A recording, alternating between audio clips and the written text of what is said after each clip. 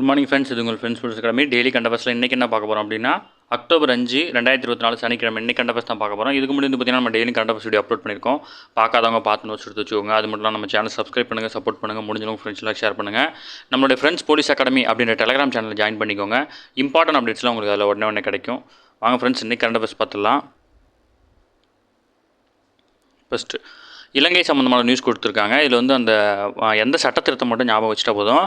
இலங்கை தமிழர்களுக்கு வந்து பார்த்திங்கன்னா அதிகார பகிர்வு அளிக்கும் வகை செய்யும் 13வது சட்டத்திருத்தத்தை வந்து முழுவதாக அமல்படுத்த சொல்லி வந்து பார்த்திங்கன்னா வெளியுறவு அமைச்சர் ஜெய்சங்கர் வந்து பார்த்திங்கன்னா இலங்கை வந்து கேட்டுக்கொண்டிருக்காரு. இது வந்து பார்த்திங்கன்னா 1987ஆம் ஆண்டு அப்போதைய பிரதமரான ராஜீவ்காந்தியும் இலங்கை அதிபராக இருந்த ஜெயவர்தன் இவங்க இடையே தான் மேற்கொள்ளப்பட்டது அந்த 13வது சட்டத்திருத்தம். இந்த சட்டத்தின் வழி வந்து பார்த்திங்கன்னா இலங்கையில் இருக்கக்கூடிய தமிழர்களுக்கு வந்து பார்த்திங்கன்னா அதிகமான அதிகாரம் கிடைக்கும் அப்படின்னு வந்து பார்த்திங்கன்னா இந்த சட்டத்திருத்தம் கொண்டு வந்தாங்க. ஆனால் அதை வந்து பார்த்திங்கன்னா முழுவதும் அமல்படுத்த முடியல. இப்போ வந்து புதியதாக வந்து பார்த்திங்கன்னா இலங்கையோட அதிபராக தேர்ந்தெடுக்கப்பட்டிருக்காங்க.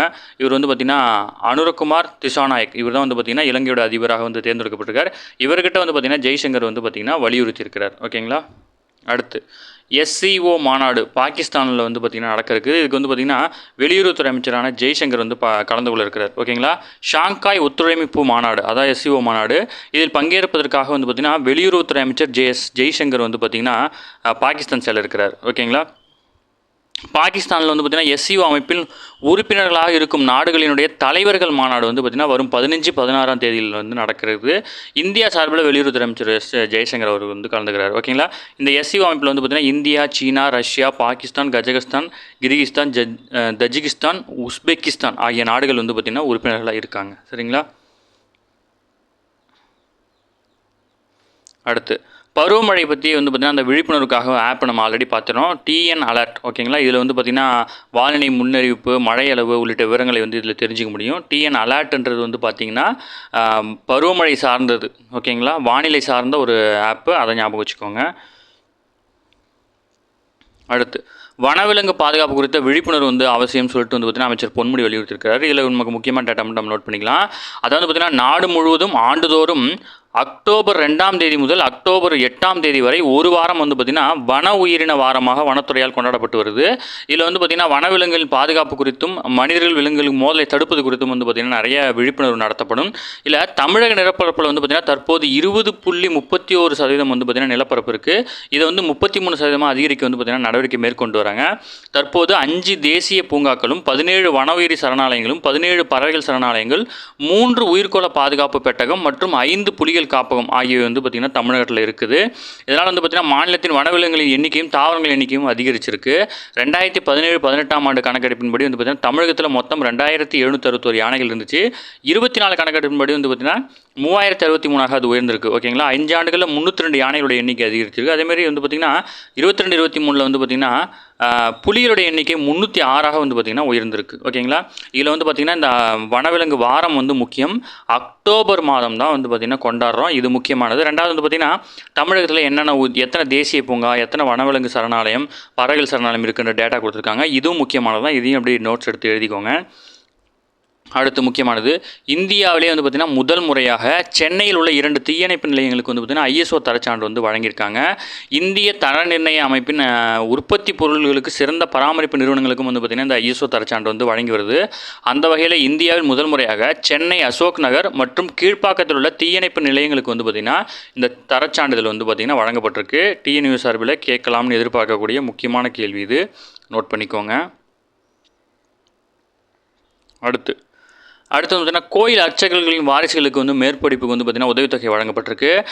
நிதியாண்டில் வந்து பார்த்திங்கன்னா இந்து சமய அறநிலையத்துறை மானிய கோரிக்கையில் வந்து பார்த்திங்கன்னா ஒரு கால பூஜை திட்ட கோயில்களில் பணியாற்றும் அர்ச்சகர்களின் வாரிசுகளுக்கு வந்து பார்த்திங்கன்னா 500 பேரினுடைய மேற்படிப்புக்கு தலா 10,000 கல்வி உதவித்தொகை வழங்கப்படும் அப்படின்னு சொல்லிட்டு அறிவிக்கப்பட்டுச்சு. இந்த அறிவிப்பை செயல்படுத்தும் வகையில் வந்து பார்த்திங்கன்னா 10 மாணவர்களுக்கு தலா 10,000 வந்து பார்த்திங்கன்னா வங்கி வரைவோலைகளை வந்து பார்த்திங்கன்னா முதல்வர் வந்து வழங்கியிருக்கார். ஓகேங்களா. இது முக்கியமானது. திட்டங்கள் சம்பந்தப்பட்ட திட்டத்தில் இது முக்கியமானது. அடுத்து தொகுதி மறுசீரமைப்புக்கு பிறகு வந்து பார்த்திங்கன்னா ஜம்மு காஷ்மீரின் 90 தொகுதிகள் கொண்ட சட்டப்பேரவைக்கு 3 கட்டங்களாக வாக்குப்பதிவு நடந்திருக்கு. அசம்பாவிதம் ஏதும் நடக்காத நிலையில் வந்து பார்த்திங்கன்னா 63.88% வாக்குப்பதிவு வந்து பார்த்திங்கன்னா பதிவாயிருக்கு. ஓகேங்களா. தொகுதி மறுசீரமைப்பை தொடர்ந்து ஜம்மு காஷ்மீர் சட்டப்பேரவை தொகுதிகளில் 43 ஆகும். காஷ்மீரின் எண்ணிக்கை வந்து பார்த்திங்கன்னா 47 அதிகரிச்சிருக்கு. அது மட்டும் இல்லாமல் 9 இடங்கள் வந்து பார்த்திங்கன்னா பழங்குடியினர்களுக்காக மட்டும் ஒதுக்கி இருக்கிறாங்க. ஓகேங்களா. இதெல்லாம் உங்களுக்கு ஆல்ரெடி தெரியும், ஸ்கூல் புக்கில் இருக்குது. வாடிய பயிரை கண்ட போதெல்லாம் வாடினு சொன்னது யார் அப்படின்னா வள்ளலார். இது முக்கியமான கொஸ்டின், தமிழ் புக்லேயும் இருக்குது.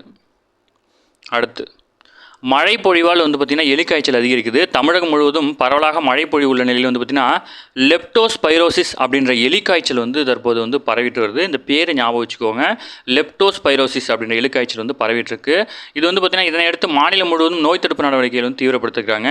எலிக்காய்ச்சல் என்பது சுழல் வடிவ நுண்ணுயிரான லெப்டோபைரோ எனப்படும் பாக்டீரியாவிலிருந்து விலங்குகளுக்கு பரவி அதன் வாயிலாக வந்து பார்த்திங்கன்னா மனிதர்களுக்கு வந்து தொற்றை ஏற்படுத்துது. ஓகேங்களா. எலிக்காய்ச்சல் என்பது வந்து பார்த்திங்கன்னா சுழல் வடிவ நுண்ணுயிரான லெப்டோபைரோ எனப்படும் பாக்டீரியாவிலிருந்து உருவாகுது. இது முக்கியமான கொஸ்டின். ஓகேங்களா. இது சிறுநீரகம் மற்றும் நுரையீரலில் பாதிப்பை ஏற்படுத்துகிறது.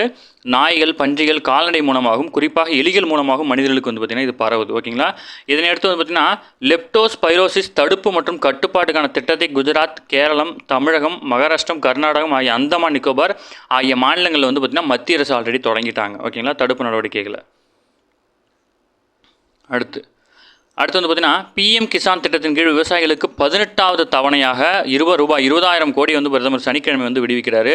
2 ஹெக்டேர் வரையிலான நிலமுள்ள விவசாயிகளுக்கு ஆண்டுதோறும் 3 தவணைகளாக 6,000 நிதியுதவி வழங்கும் திட்டம் பிஎம் கிசான் திட்டம் வந்து பார்த்திங்கன்னா கடந்த 2019ஆம் ஆண்டு வந்து தொடங்கப்பட்டது. நாடு முழுவதும் 11 கோடிக்கும் மேற்பட்ட விவசாயிகள் பலனடையும் இந்த திட்டத்தில் வந்து பார்த்திங்கன்னா 18வது தவணையான தொகையான 20,000 கோடி வந்து பார்த்திங்கன்னா விடுவிச்சிருக்காரு. இது வந்து 2019 தொடங்கப்பட்ட திட்டம், அதை ஞாபகம் வச்சுக்கோங்க, பிஎம் கிசான் திட்டம்.